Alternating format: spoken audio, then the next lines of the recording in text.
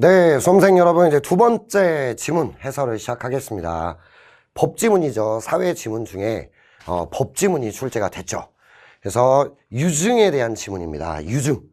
뭐 증여, 계약, 상속 이런 것도 같이 나와서 비교를 하면서 유증이 뭐냐 이거를 설명하는 데 중점을 두고 있는 그런 지문이다라고 생각을 할 수 있을 것 같아요. 자, 요것도 포인트만 정확히 잡아 드릴게요. 답내는 건 안 중요하다 쌤이 그랬죠. 여기 유증이 나왔다고 유증을 공부한다, 이거는 국어 공부는 아닐 것 같다 쌤이 그렇게 말씀을 드렸고, 어떻게 읽어야 되고 이 글은 어떤 구조를 취하고 있었나 여기에 대한 얘기를 해볼게요. 자, 우리가 이런 글들이 있을 것 같아. 이제 화제. 이제 화제에 대해 항상 이제 쌤이 첫 번째 과학기술 지문에서 먼저 얘기를 했습니다. 그래서 이 지문 해설을 듣기 전에 과학기술 해설을 먼저 듣고 왔으면 좋겠어. 그러면 거기서 했던 얘기를 또 리바이벌을 할 필요는 없으니까 같이 한번 생각을 해보면 좋을 것 같다. 그래서 이거는 화제에서 역시 어떤 포인트를 정확히 잡아주고 있는가, 이게 있을 것 같아요. 근데 이제 이런 글의 구조가 있어. 이거는 기출을 통해서도 이제 공부를 할 수 있었던 구조. 뭐냐면 화제에 대해서 여러 가지 얘기를 해줘. 근데 이제 앞에서 봤던 과학기술 지문은 역시 여러 가지 얘기를 하잖아요. 디지털 카메라에 대해서 ADC, 전압을 데이터로 어떻게 변환하냐 뭐 이 얘기도 하고, 그 다음에 야 ADC가 적어서 문제잖아, 그러면 그거를 다중 스위치로 이렇게 해결을 해줘, 뭐 이런 얘기도 나오고 이제 여러 가지가 있죠. 근데 나름의 과정, 작동 과정이라는 큰 흐름 안에서 움직이잖아. 근데 이거는 좀 다 분리되는 느낌, 그죠? 중심 정보 1번, 2번, 3번, 4번이 뭔가 연결되는 게 아니라 좀 따로 노는 느낌, 이런 구조를 이렇게 생각하시면 돼요. 병렬식 구조. 알겠죠? 이제 뭐 작동 과정 순서대로 또는 문제 해결, 이런 어떤 특정한 구조가 있는 게 아니라 화제에 대해서 여러 가지 얘기를 탁탁탁탁 던져주는 그런 글도 있다. 그래서 요거는 병렬식 구조예요. 그래서 이런 글은 병렬식인 걸 1단락에서부터 알 수는 없어. 한 3단락쯤 읽다 보면 이렇게 쓰고 있다고 느끼면 되겠구나, 요걸 느낄 수 있을 것 같다, 요거고요. 그래서 얘도 마찬가지예요. 항상 1, 2단락과 각 단락의 첫 문장, 요걸 통해서 나름의 구조가 잡힐 거다, 이거는 생각을 하고 쳐다봤으면 좋겠다, 이렇게 될 것 같아요. 요건 쌤이 생각할 때 기출에 유류분권이라는 2023학년도 9평에 나왔던 지문이 있어요. 이 지문을 가지고 같이 복습하면 좋을 것 같다. 구조가 아주 똑같고 걔도 법지문이잖아. 그래서 나름대로 조금 유사성이 있는 것 같아. 그걸 공부하면 좋겠다, 이 정도가 되겠습니다. 자, 시작을 해볼게요. 자, 읽어보겠습니다. 유언은 자기의 사망으로 권리관계에 변동이 일어나게끔 일방적인 의사를 표시하는 법률행위를 할 수 있다. 자, 유언이 화제일 것 같아요. 자, 법률행위인데 어떤 법률행위? 권리관계에 변동이 일어나게끔 일방적인 의사를 표시하는 거래. 그러니까 요게 뭐 사망으로 이게 일어난다는 게 중요한 건지, 아니면 권리관계에 변동이 일어나는 게 중요한 건지, 일방적인 의사가 중요한 건지, 법률행위라는 게 중요한 건지 알 수 없어 아직. 맞아, 그냥 얘는 이런 애래. 만약에 여기서 어떤 포인트가 중요하다면 그 다음 서술에서 잡혀가겠죠. 읽어보겠습니다. 유언으로 재산을 넘겨주는 것을 유증이라고 하는데, 유증은 상대방의 의사와 상관없이 유언자의 일방적인 의사만으로, 누가 강조되고 있어? 이거네. 일방적인 의사만으로 유효하게 성립한다. 이게 좀 중요한 얘기인 것 같아요. 그러니까 너랑 나랑 A랑 B랑 야 나 줄게 오케이 하고 악수, 이게 아니라 너 가져 이러면 끝난다는 얘기, 성립한다. 일방적인 의사, 이렇게 되네요. 이게 19학년도 수능에 나왔던 의사표시라는 지문이 또 있거든요. 그거 공부했다면 조금 더 수월하게 읽지 않았을까 싶어요. 자, 유증을 받는 수증자, 이거는 용어인 것 같아요. 수증자는 유증을 거절할 수 있을 뿐이다. 일단 성립은 하고 안 받을 거면 거절은 할 수 있나 봐. 근데 성립하고 나서 거절한다가 승부겠죠. 왜? 일방의 의사표시만으로 유효하게 성립하니까. 이렇게 될 것 같고요. 자, 그 다음 이 점에서 상대방의 승낙이 필요한 증여와는 다르다, 이렇게 나오네. 그러니까 얘는 뭐야? 쌍방. 얘는 일방. 이게 지금 포인트가 강력하게 강조되고 있다는 거 느낄 수 있죠. 자, 이 정도가 될 것 같고요. 그래서 유증과 증여는 모두 의사표시를 기반으로 하는 법률행위, 공통점. 유증은 단독행위, 왜? 일방의 의사표시라서. 그다음 증여는 계약이다, 쌍방이라서. 이렇게 이해가 되네요. 쌤만 이해가 좀 되죠? 그래, 공차는 선지화 되겠구나. 이 정도 느껴주면 될 것 같아. 항상 지문에서 비교를 해주잖아. 공통점, 차이점이 나오면 이거는 이제 선지로 이어지겠구나. 이런 거 좀 생각해라. 이거 같아요. 자, 정리하자면 유언입니다. 유언은 권리관계의 변동인데 중요한 게 뭐야? 일방적인 의사만으로 성립한다. 거부할 수는 있지만 일단 성립은 쌍방이 필요 없다. 이렇게 된 거. 유증. 자, 선지화될 수 있는 포인트는 이렇게 된 것 같아요. vs 누구? 증여는 쌍방. 둘 다 법률행위라는 공통점이 있지만 단독행위냐 계약이냐, 일방이냐 쌍방이냐, 이렇게 될 것 같다. 요게 강조되는 거네. 이제 좀 알겠지? 유언에서 어떤 게 포인트가 될지는 여기까지 읽었을 때는 알 수 없어.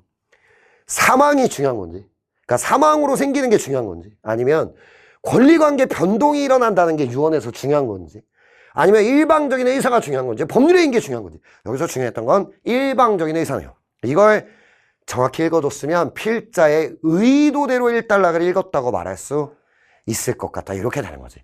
항상 이렇게 좀 잘 읽어주라는 얘기예요. 자, 그 다음.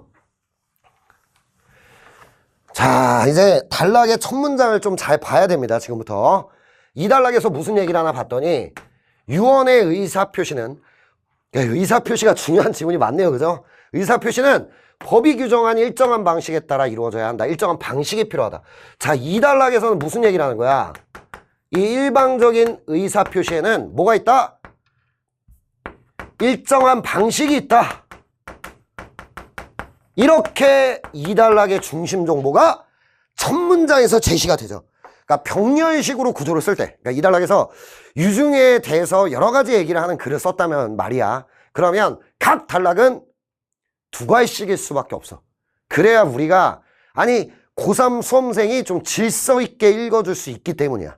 그러니까 병렬식 구조를 잡아줄 때 모든 게 마찬가지지만 이 첫 문장을 잘 봐라. 이렇게 될 것 같아요. 자, 예를 들어 이해하래요.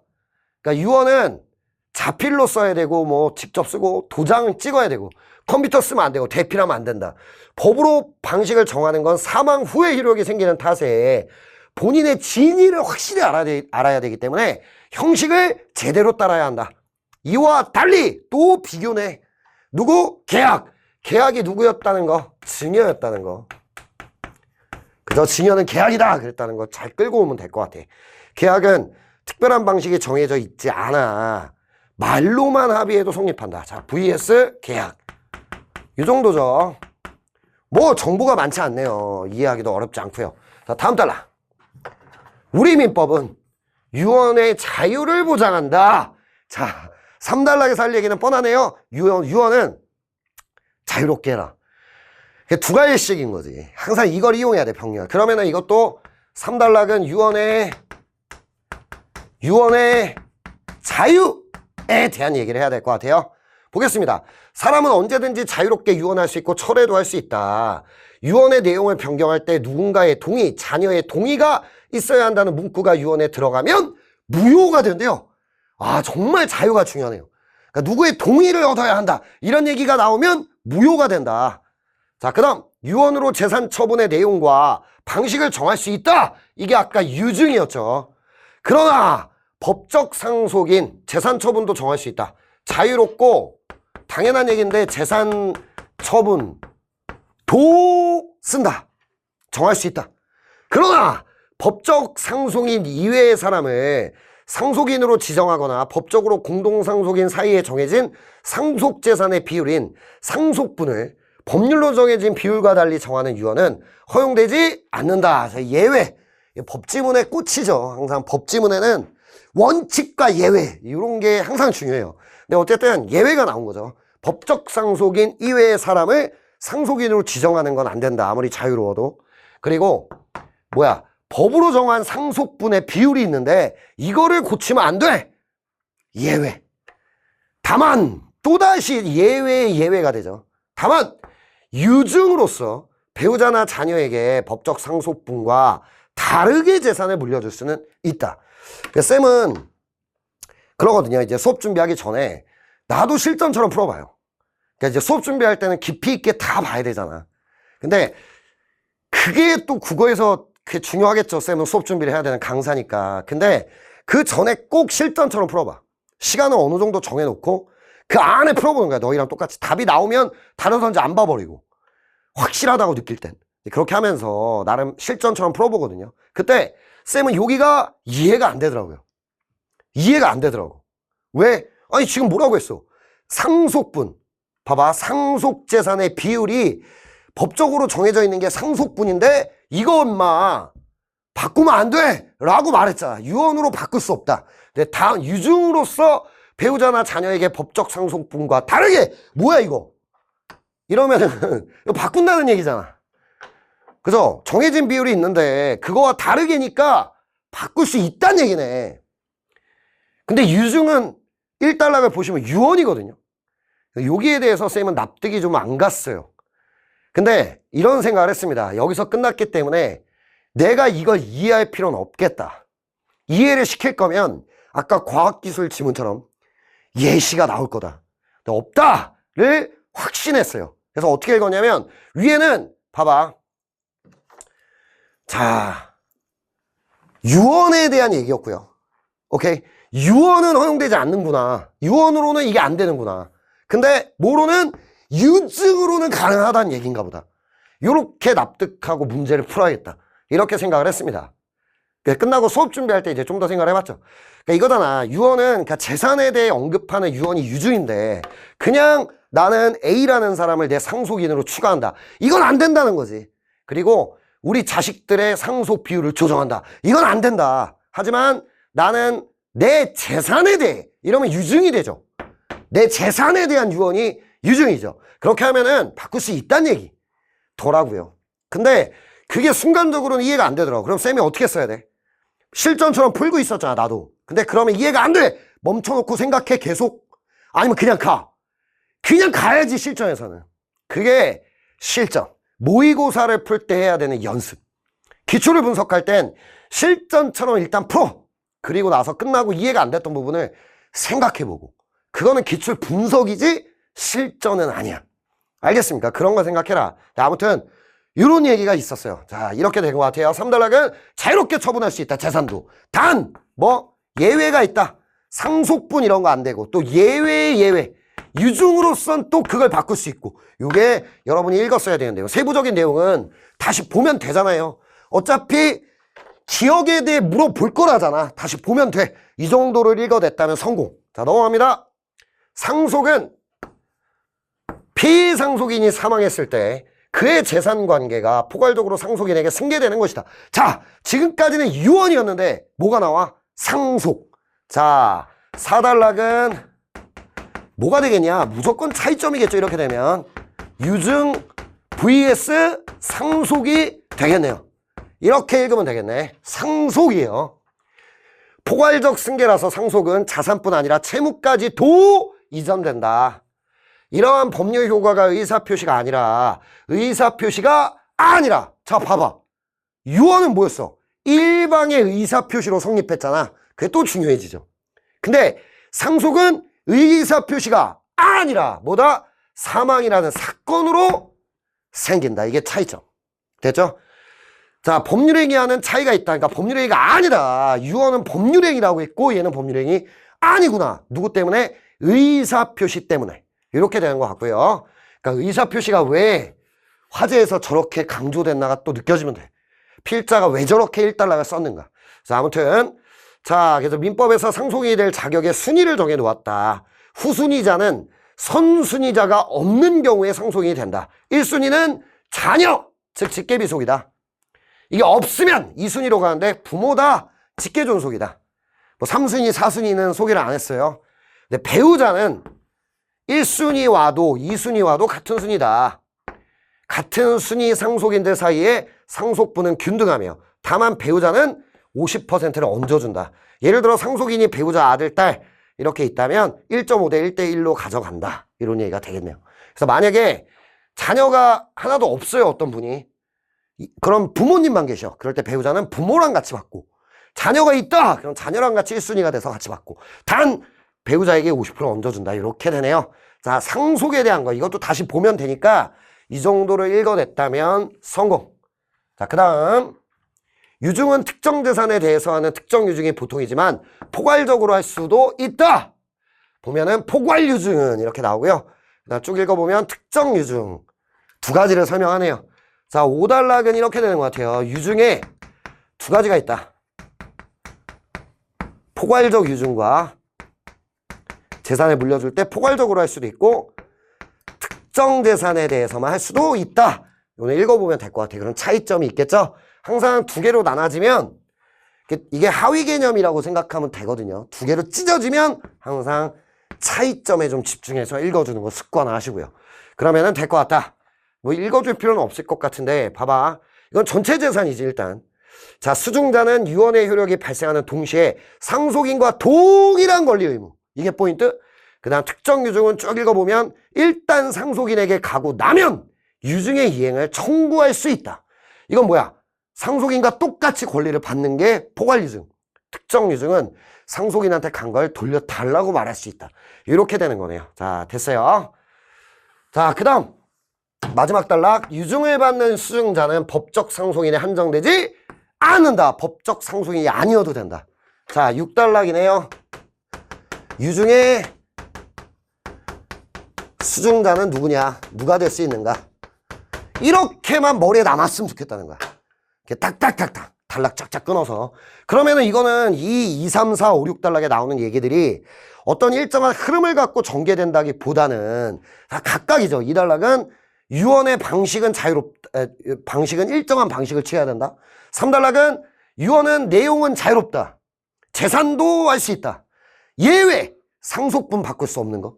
그리고 또 예외. 그 다음 4단락은 유증과 상속은 뭐가 다르냐? 뭐가 달랐죠? 역시 의사표시. 이렇게 되고요. 5단락 유증은 두 가지 종류의 차이점이 좀 느껴졌다. 포괄과 이거. 그러니까 상속인과 수증인이 동시에 같은 권리를 갖냐? 상속인한테 갔다 수증인한테 오는 거냐. 이런 차이를 느꼈으면 되고요. 6단락 유증의 수증자는 누가 되냐? 상속인이 아니어도 된다. 근데 그럴 경우에 유류분 제도를 두어 상속인을 보호한다. 이렇게 읽어줬다면 끝! 이렇게 되겠네. 이런 구조를 뭐라고 하자고? 병렬식 구조라고 하겠습니다. 평가원에서는 이제 이런 어떤 단락들의 내용의 구조가 이렇게 딱딱 끊어지는 글보다는 이거 자체도 하나로 연결되는 글들이 많아요. 그러니까 문제 해결로 연결되기도 하고, 그죠? 아니면 아까처럼 과학기술처럼 어떤 하나의 과정에 2단계, 3단계, 4단계 이런 식으로 과정에 맞춰서 글을 써주기도 하고요. 그죠? 아니면은 하위 개념으로 찢어주는 그런 분류의 방식으로 글 전체를 구성하기도 하고요. 다채롭습니다. 그런데 평가원에도 아까 내가 유류분권이라는 지문을 꼭 풀어보라고 했잖아. 그러니까 내용상으로 따지면 19학년도 수능에 나오는 의사표시 지문이 더 유사하겠지만 내용 공부하는 거 아니니까 이 병렬식 구조 요거 공부하기에는 23학년도 9평에 나왔던 유류분권 지문을 한번 같이 분석을 해보면 센 말을 좀 알 겁니다. 이런 병렬식 구조는 수능에도 나와. 단 많이는 안 나와. 이런 느낌이라고 생각했으면 좋겠어. 알겠죠? 근데 교육청 모의고사는 아까 말씀드렸지만 조금 교수님들이 글을 쓰고 전공 교수가 쓰고 국교과 막 교수들이 이 글을 다시 만지고 교수들이 이런 느낌이 아니라 국어쌤들이 처음부터 끝까지를 다 담당하시기 때문에 물론 엄청나게 능력 있는 분들인 거죠. 이 정도를 낼 수 있다는 건 대단한 건데 쌤은 문제 만드는 거 못해요. 그래서 대단하신 거야. 그 선생님들도. 그렇긴 하지만 아무래도 국어쌤들만으로 문제를 만들기 때문에 한계는 있다라고 말씀을 드리는 거죠. 그러니까 우리가 문제를 풀면서 그런 건 좀 느껴봐라. 자, 아무튼 이렇게 하면 된 것 같습니다. 자, 그럼 답이 얼마나 쉽게 나오나만 보죠. 14번을 볼게요. 일치하는 거. 유언의 철회. 자, 이렇게 되네요. 그럼 여러분 느끼겠지만 이 자유롭게 이 부분이죠. 봐봐. 돌아갔다면 봐봐. 사람은 언제든지 자유롭게 유언할 수 있고 철회도 할 수 있다. 이 얘기만 확인했다면 아이고 틀렸다. 이렇게 되겠죠. 그 다음 상속에 대상한 채무를 제외한 이거는 포괄적 유증 아니지 범주요. 범주. 그죠? 재산도 이거 범주를 따져주면 되는데 채무까지 도 볼까요? 그래도 여기 채무까지 도 이전된다 이거죠. 이거를 좀 느꼈으면 좋을 것 같아요. 아, 상속 죄송해요. 상속 이거 뭘 보고 알았어야 돼? 상속 알겠죠? 그 다음 계약은 원칙적으로 자 계약 그 다음 중요한 게 뭐야? 말로만 합의해도 뭐야? 일정한 방식 차이점 선지로 나왔네요. 유효하게 성립할 수 있다. 얘가 답이 될 거야. 확인하면 되고요. 특정 유증의 수증자는 유언의 효력이 발생하는 동시에 목적물을 소유한다. 이거는 아까 내가 차이점이 선지로 무조건 나올 거라고 했잖아. 포괄 유증과 특정 유증의 차이가 뭐였어요? 바로 상속인과 동일한 권리를 갖는 애가 포괄 유증. 특정 유증은 상속인한테 갖다가 청구해서 받는 거. 이렇게 되는 거죠. 그래서 이 선지는 틀렸네요. 동시에가 안 되는 거죠, 얘는. 그 다음에 자필 증서로 하는 유언은 법으로 정해진 방식을 따를 필요 아니 따라야지. 일정한 방식 따라야지. 이렇게 탁탁탁탁 지워지죠. 답은 3번 쉽게 뚫렸어야 될 것 같아. 이 정도가 되네요. 그러니까 요거까지 뚫어냈으면 이제 내용이 조금 더 내 머리에 남겠죠. 자, 요 정도. 윗글을 이해한 내용으로 적절하지 않은 것은 이게 오답률이 56%를 기록했던 문제인데 왜 그런지는 모르겠어요. 보자. 유증의 효력은 사망으로 발생한다. 봐봐. 여러분이 좀 느낄 게 유증의 효력이 언제 발생하냐 이런 얘기가 나올 때 화제를 좀 생각했으면 될 것 같거든요. 자, 봐봐. 자기의 사망으로 변동이 일어나 이렇게 되는 애다. 이거에 근거가 하나 있는 것 같고 그 다음 이거 있죠. 봐봐. 유언으로 재산 처분의 내용의 방식을 정할 수 있다. 여기 동의가 있어야 된다. 이거 안 된다. 언제든지 자유롭게 유언할 수 있다. 이거 하나랑 이게 의사표시 요거. 그러니까 의사표시는 일정한 방식을 따라야 된다. 그 이유가 나왔었거든요. 뭐냐면 사망 후에 효력이 생기는 탓에 미리 본인의 진위를 확실히 해둬야 할 필요가 있기 때문이다. 이렇게 되는 거죠. 그래서 사망으로 효력이 발생하는 게 맞죠. 쌤이 볼 때 얘는 이렇게 써두면 될 것 같아. 화재. 그죠? 화재를 정확히 봤다면 사망으로 생기죠. 그리고 언제 성립해? 의사표시. 일방의 의사표시만으로. 요거를 생각했다면 될 것 같아요. 자, 2번. 수증자가 거절하지 않아야 유증이 성립한다. 자, 이게 좀 좋은 문제 같아요. 답은 2번이 되거든요. 그죠? 수증자가 거절하지 않아야 유증이 유효하게 성립한다. 여러분이 딱 느낄 게 뭐냐면 아까 화재에서 이해를 하라고 했잖아. 일방적인 의사만으로 성립을 하죠. 그리고 거절할 수 있는 거지. 그러니까 성립은 거절하지 않아야 성립하는 게 아니라 일단 성립은 무조건 되고 그걸 거절할 수 있다. 이거죠. 전후관계 정도로 볼 수 있을 것 같아요. 그렇다면 2번 선지가 완벽하게 틀렸다는 거 아실 수 있을 것 같다. 이 정도가 되겠습니다. 자, 그 다음 16번 기억의 예시죠. 이게 아까 쌤이 한번 볼 때는 이해가 좀 안 되더라 라고 말씀드렸던 그 부분이거든요. 기억의 예! 여러분이 느낄 때 봐봐. 얘는 지금 유언입니다. 유언. 그죠? 그 다음에 뭐 이거 다 유언에 대한 얘기가 나오고요. 자, 이 마지막은 유증입니다. 이게 문제를 푸는 힌트였던 것 같아요. 자, 보자. 기억. 봐봐. 여기를 한번 읽어볼게요. 봐봐. 상속인을 법정 상속인 이외의 사람을 상속인으로 지정하거나 공동상속인 사이에 정해진 비율을 법률로 정해진 비율과 달리 정하는 유언은 안 돼. 하지만 유증으로서 배우자나 자녀에게는 누구에게? 배우자나 자녀에게는 뭐 할 수 있다? 상속분과 다르게 재산을 물려줄 수 있다. 이 얘기를 이해하라는 거잖아요. 그러니까 일단 대상자가 누구야? 배우자나 자녀죠. 그러므로 여러분이 이 문제를 뚫을 때 봐봐. 이거 안 되는 거지. 이런 거 안 되는 거지. 이런 거 안 될 것 같다. 기억의 얘기가 아니야. 기억은 배우자나 자녀에게 상속분을 바꿀 수 있다. 이 얘기잖아. 그러면 이건 안 될 것 같고 1번은 아예 그냥 포인트가 안 맞고요. 그 다음 4번도 법정 상속인들 사이의 상속분을 서로 다르게 정하는 뭐 유언이라고 해서 안 될 것 같다. 4번이 함정이었던 것 같고 그 다음 5번은 1순위 법정 상속인들 가운데 1순위가 누구야? 자녀와 배우자죠. 거기에 한 사람에게 물려준다, 유증한다 라고 한다면 5번이 답이 될 것 같다, 이 얘기를 하는 거죠.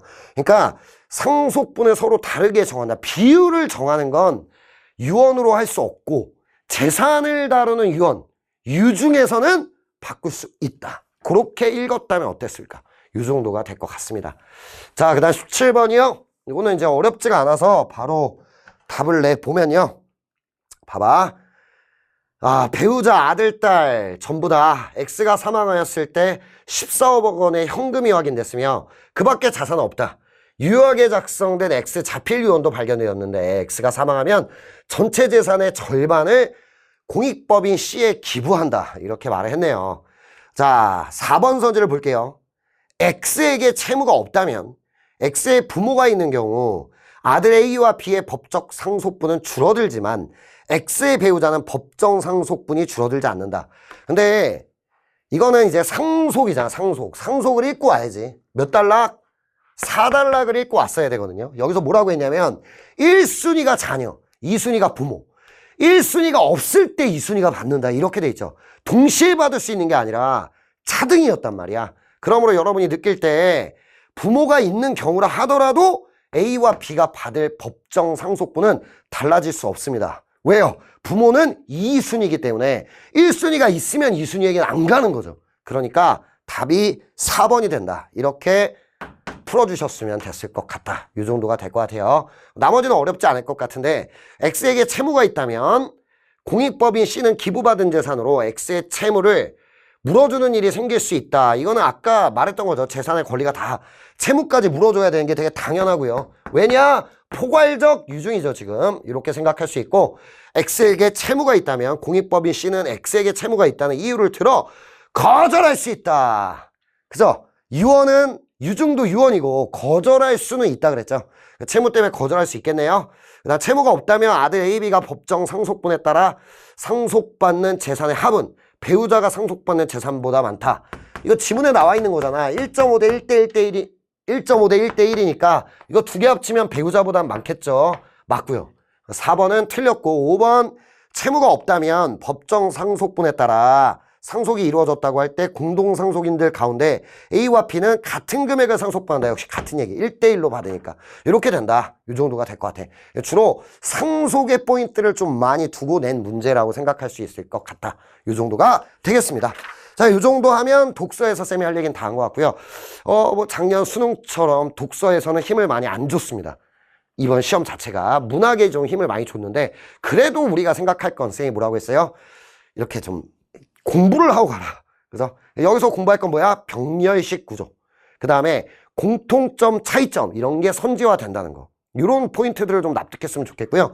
그러니까 이 지문은 항상 각 단락의 첫 문장에서 두 갈씩으로 글을 쓸 가능성이 많다는 거. 이런 것들을 좀 느끼기에 아주 좋았던 지문 같다. 이 정도 평가할 수 있을 것 같습니다. 자, 여기까지 가고요. 마지막 강은 문학에서 쌤이 돌아오도록 하겠습니다. 고생하셨습니다.